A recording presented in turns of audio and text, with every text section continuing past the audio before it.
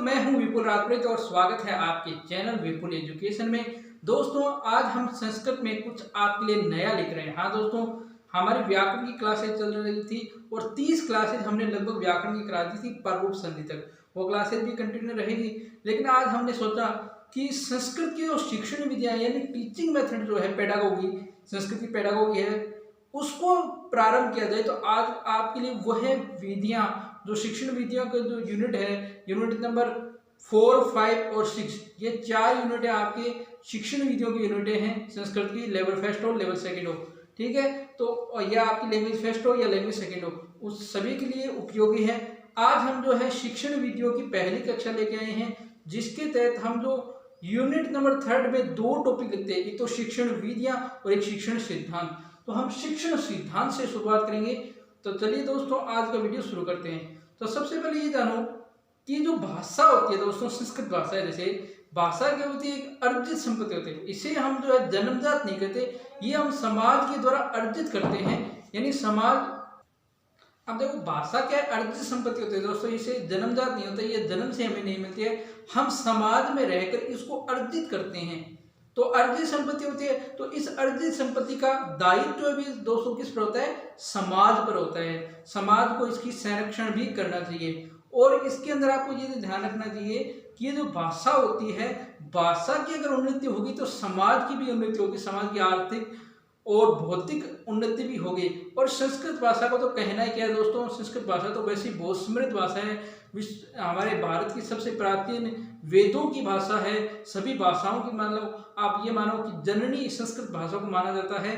तो संस्कृत भाषा की जो शिक्षक है, एक अगर आप सफल शिक्षक होना चाहते हो संस्कृत भाषा के या किसी भी भाषा के, तो आपको निम्न शिक्षण सिद्धांतों को अपनाना होगा, क्योंकि हर बालक की रुचि अलग होती है, हर बालक का इंटरेस्ट अलग होता है, हर बालक अलग अलग क्रियाओं से सीखता है। तो आज हम शिक्षण सिद्धांतों की चर्चा करते हैं। तो देखो, सबसे पहले देखो, शिक्षण विधियां सिद्धांतों पर आधारित होती है, यानी जो टीचिंग मेथड होती है दोस्तों, वो सिद्धांतों पर, यानी जो प्रिंसिपल्स है, जो टीचिंग मेथड के प्रिंसिपल्स है, सिद्धांत है, उन पर निर्भर होती है। यानी शिक्षण विधियां किस पर निर्भर होती है, सिद्धांतों पर। छात्रों में व्यक्तिगत विभिन्नताएं होती है, हर छात्र में दोस्तों अलग अलग विभिन्नताएं होती है, हर छात्र अपने आप में अलग होता है। किसी छात्र की बुद्धि कितनी होती है, किसी की कैसी बुद्धि होती है, कोई किसी प्रकार सोच रखता है, हर में जो मानसिक क्षमता है अलग अलग पाई जाती है। बालक भिन्न भिन्न परिस्थितियों में अधिगम को सीखता है और अभिव्यक्त करता है। अब आपको ध्यान रखना होगा कि बालक जो है अलग अलग परिस्थितियों में, डिफरेंट स्टेज में अधिगम करता है। कोई कैसे अधिगम करता है, कोई किसी परिस्थिति से कैसे अधिगम करता है, कोई किसी से कैसे सीखता है।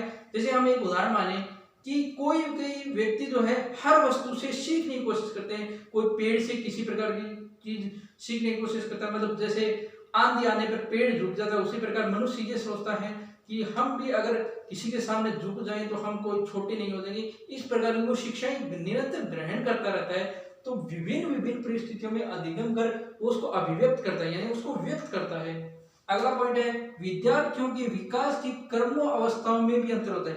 अब दोस्तों, विद्यार्थियों के जो विकास कर्म अवस्थाएं हैं, कोई बाल्यावस्था का है, कोई शैशवावस्था का है, कोई किशोरावस्था का है, उनकी कर्म की जो अवस्थाएं हैं उनमें भी अंतर होता है।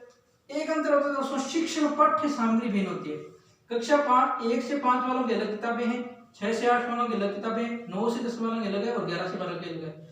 अब देखो, कक्षा 1 से 5 शिक्षक पढ़ाएगा तो अलग सिद्धांतों से पढ़ाएगा, 6 से 8 पढ़ेगा अलग सिद्धांतों से पढ़ाएगा, 9 से 10 के लिए उसे अलग मेथड चाहिए और 11 से 12 के लिए उसे और मेथड चाहिए। जैसे 1 से 5 के जो बालक हैं, उनको अगर वो किसी भाषा को सिखाना चाहता है तो उसे गाकर सिखाना होगा, उसे उनको रटंत विद्या जो नहीं है, लेकिन गाकर उन्हें किसी माध्यम से उन्हें सिखाना होगा। 6 से 8 वाले थोड़े ज्यादा समझदार होते हैं, वो व्याख्यान विधि को नहीं, लेकिन करके जो सीखने वाली विधियां हैं उन पर निर्भर रहते हैं। 9 से 10 और 11 से 12 वाले व्याख्यान विधियों पर समझ आते हैं। तो इन शिक्षण सिद्धांतों की हम अब चर्चा करते हैं। अब देखो, इसके अंदर पहला सिद्धांत पढ़ते हैं, रुचि का सिद्धांत, यानी बालकों में शिक्षण के प्रति रुचि कैसे जागृत है या रुचि कैसे होती है। पिंसेट एक महोदय है, पिंसेट महोदय ने कहा था कि जब तक छात्रों में सक्रिय रुचि उत्पन्न नहीं होती, तब तक शिक्षक सर्वोत्तम कार्य नहीं करा सकता है। इसका अर्थ समझो दोस्तों, जब तक दोस्तों कोई भी छात्र है, हम उसको कुछ पढ़ाना चाहते हैं, लेकिन जब तक उसकी सक्रिय रुचि यानी एक्टिव नहीं होगा उस चीज के प्रति करने के लिए, वो खुद तैयार नहीं होगा, शिक्षक कितनी भी कोशिश कर ले वो अपना सर्वोत्तम नहीं दे पाता। तो बालक को सक्रिय होना जरूरी है। जैसे आप रीट की तैयारी कर रहे हो, अगर आप रीट की तैयारी में सक्रिय नहीं हो और शिक्षक आपको लगातार पढ़ाता जा रहा है और आप उसके लिए प्रति रुचि नहीं कर रहे हो, तो दोस्तों वो कितना ही अच्छा पढ़ा दे, आप सीख नहीं पाते क्योंकि आपकी सक्रिय रुचि नहीं है। तो इसलिए छात्र की क्या होना चाहिए? सक्रिय रुचि। अब देखो, संस्कृत भाषा के प्रति रुचि जागृत करने हेतु तो शिक्षक द्वारा छात्र का यानी संस्कृत भाषा में बालक की रुचि जागृत करनी है शिक्षक को, तो उन्हें किन किन साधनों का उपयोग करना चाहिए? एक तो दोस्तों से पूर्व ज्ञान का उपयोग करना चाहिए। पूर्व ज्ञान यानी उसे यह जानना आवश्यक होगा कि बालक संस्कृत भाषा के बारे में क्या जानता है। जैसे कक्षा 6 का बालक है, वो 5 में से संस्कृत पढ़ के नहीं आए, वो 6ठी कक्षा में आया, लेकिन उससे वो पहले ये जानेगा कि इसे हिंदी में कितना आता है, हिंदी से संस्कृत में अच्छी तरह ढल सकता है या नहीं। या कक्षा 7 का बालक है जो 6 में संस्कृत पढ़ के आया है, तो वो उससे पहले की जानकारी लेगा कि भाई इसका संस्कृत में क्या गाना है, इसको क्या क्या आता है। इसको कहते हैं पूर्व ज्ञान, पहले का जो उसका अर्जित ज्ञान है उसकी। दूसरी दोस्तों सहायक सामग्री का उपयोग, यानी टीचिंग मेथड एड्स जो होते हैं, लर्निंग मेथड एड्स, उनका उपयोग। यानी कोई जैसे बच्चे को अब जैसे हमें संस्कृत की वर्णमाला सिखानी है, तो वर्णमाला का एक चार्ट, जो संस्कृत की वर्णमाला का चार्ट है, बच्चे के सामने रख दिया, बच्चे उससे सीखेंगे। या कोई ऐसी 3D पिक्चर्स, जैसे आजकल तो इंटरनेट का जमाना है, बहुत सारी स्लाइड्स जो मोबाइल के तहत या प्रोजेक्टर के तहत उनको दिखाना, ये संस्कृत के अंदर ये राम ऐसे बनता है, ये शब्द रूप ऐसे बनता है, ऐसे विसर्ग होता है, इसे हलंत कहते हैं, इस प्रकार वो बच्चे को सिखा सकते हैं। इसके अलावा अंताक्षरी करवाना, जैसे हम जब छोटे थे तो या आप जब छोटे थे तो स्कूलों में हर शनिवार को जैसे अंताक्षरी करवाई जाती थी, अंग्रेजी की, मायनों की, हिंदी की, मतलब जीके की एक बार करवाई जाती थी, लेकिन कभी संस्कृत की अंताक्षरी नहीं करवाई जाती। इसके अंदर क्या है कि बच्चों को संस्कृत के शब्दों की अंताक्षरी करवाई जाए कि एक बच्चा बोले स है, स माने वह है, दूसरा बोले ये ऐसे माने ये है, इस प्रकार वो संस्कृत के शब्दों की अंताक्षरी करे तो उनका ज्ञानवर्धन होगा, रुचि जागृत होगी।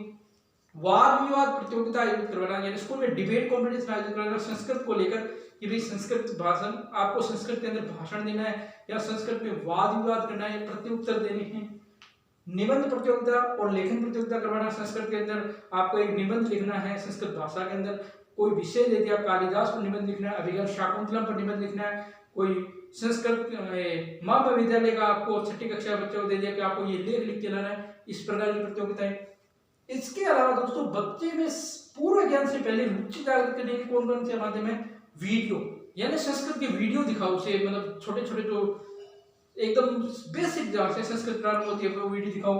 कार्टून भी ऐसे कार्टून दिखा सकते हो, मतलब संस्कृत में उसे समझा सकते हो ये कार्टून का क्या है। कहानियां, उसे संस्कृत की कहानियां, संस्कृत के जो गीत हैं, कविताएं हैं, संस्कृत के श्लोक हैं, इनका ज्ञान करवाने से हम क्या है बच्चे की रुचि जागृत कर सकते हैं, जिससे वह संस्कृत शिक्षण आराम से कर सकता है। अब दोस्तों 2 नंबर सिद्धांत है क्रियाशीलता का सिद्धांत। क्रियाशीलता का सिद्धांत यानी एक्टिवनेस का सिद्धांत। बालक कितना एक्टिव रहता है किसी चीज को सीखने के प्रति, ये बात देखो। रायबर्ग महोदय ने कहा था कि विद्यार्थी की क्रियाशीलता का सिद्धांत संपूर्ण शिक्षण प्रक्रिया में पहला स्थान रखता है। यानी रायबर्ग महोदय ने कहा कि विद्यार्थी की जो क्रियाशीलता है, इसका जो सिद्धांत है संपूर्ण शिक्षण प्रक्रिया, पूरी शिक्षण प्रक्रिया में पहला स्थान रखता है। तो अगर विद्यार्थी जितना क्रियाशील होगा, जितना एक्टिव होगा, उतना शिक्षण प्रक्रिया अच्छी होगी। एक बात ध्यान देख लो, क्रियाशीलता बालक में जन्मजात होती है, यानी क्रियाशीलता दोस्तों बालक अर्जित नहीं करता, जन्म से बालक में एक्टिवनेस होती है। कोई भी आप बालक देखोगे उसमें क्रियाशीलता होती है, चाहे वह पढ़ाई के प्रति हो, खेल के प्रति हो, किसी न किसी चीज के प्रति उसकी क्रियाशीलता होती है, यानी वो काम, उस काम को वो तेजी से करता है, एक्टिवनेस होती है। शिक्षक बालक की क्रियाशीलता का मूल्यांकन कर उसे संस्कृत भाषा के विविध क्षेत्रों में अधिकाधिकारी प्रदान करें। यानी इसमें आपको ध्यान रखना यह है कि शिक्षक जो है बालक की क्रियाशीलता, यानी उसकी क्रियाशीलता जो है उसका मूल्यांकन करे, उसकी यानी टेस्ट कर ले कि इस बालक में इतनी क्रियाशीलता है, ये इतना काम कर सकता है, तो उसी हिसाब से उसे संस्कृत के अलग अलग जो कार्य हैं उनमें उसे दक्ष बने, यानी उसको अधिक काम करे जिससे वह दक्ष बने। ठीक है दोस्तों, तो संस्कृत की शिक्षण विधियां जो है उसकी पहली क्लास थी, जिसके अंदर हमने शिक्षण सिद्धांतों पर चर्चा की और 2 सिद्धांत भी मैंने आपको पढ़ाए। कल की कक्षा में हम, अगर आप इस वीडियो को ज़्यादा से ज़्यादा लाइक करें और शेयर करें और कमेंट करके बताएं कि ये आज की कक्षा कैसे लगी, तो कल हम जो है बाकी बच्चे जो कुछ और इसके सिद्धांत हैं उन सिद्धांतों की हम कल की कक्षा में चर्चा करेंगे। ठीक है दोस्तों, तो यह था आज का वीडियो पसंद आए तो वीडियो को लाइक कर देना, शेयर कर देना, कमेंट कर देना। चैनल को सब्सक्राइब नहीं किया तो प्लीज चैनल को सब्सक्राइब करें और बेल आइकन को प्रेस करें। धन्यवाद दोस्तों, जय हिंद, जय भारत। घर रहें, स्वस्थ रहें।